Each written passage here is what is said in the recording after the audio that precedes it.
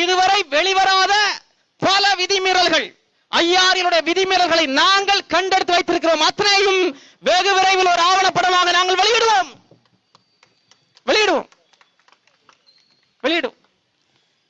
இப்போ இந்த ஐயாரியல் ஆலையால் புற்றுநோய் பரவுகிறது.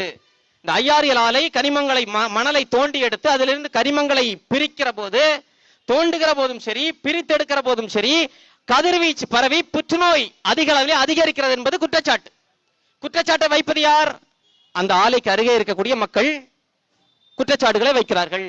குடும்பங்களை, தன்னுடைய தகப்பனை, தன்னுடைய தாயை, தன்னுடைய மகனை, தன்னுடைய சகோதர சகோதரிகளை இழந்த குடும்பத்தை சார்ந்தவர்கள், பாதிக்கப்பட்ட மக்கள் குற்றச்சாட்டை வைக்கிறார்கள்.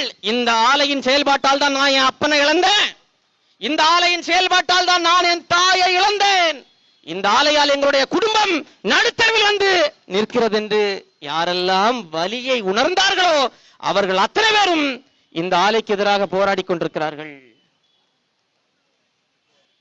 அப்ப நீங்க என்ன சொல்லணும்?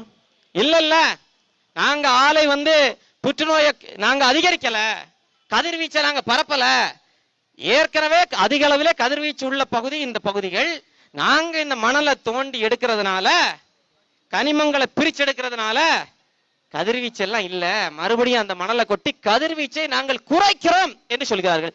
சரி, அதை நிரூபியுங்கள், அதை நிரூபியுங்கள். எங்களுக்கு அச்சம் இருக்கிறது. அந்த அச்சத்தை போக்க வேண்டிய கடமை யாருக்கு இருக்கிறது? எங்களுக்கு இல்ல. நாங்கள் சந்தேகம் இருக்கு, எங்களுக்கு, நாங்கள் பாதிக்கப்பட்டிருக்கிறோம். இந்த ஆலையால் தான் அதிக அளவில் புற்றுநோய் பரவுகிற சந்தேகம் எங்களுக்கு இருக்கிறது என்றால் அந்த சந்தேகத்தை அதிகாரப்பூர்வமாக தீர்த்து வைக்க வேண்டிய கடமையும் பொறுப்பும் ஆலைக்கும் இருக்கிறது, மாவட்ட நிர்வாகத்திற்கும் இது இருக்கிறது.